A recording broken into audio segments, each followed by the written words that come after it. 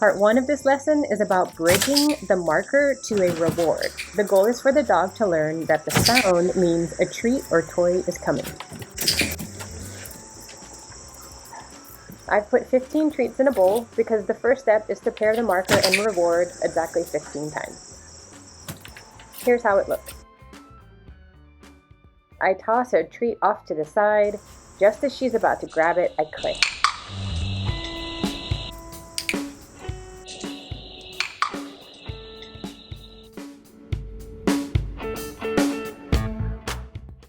Some dogs, like Cider, are lightning fast, so your timing might feel tricky at first. Don't worry, if you miss the exact moment, your dog will still make the connection. This process is forgiving, and with practice, your timing will improve, which will pay off in future training sessions.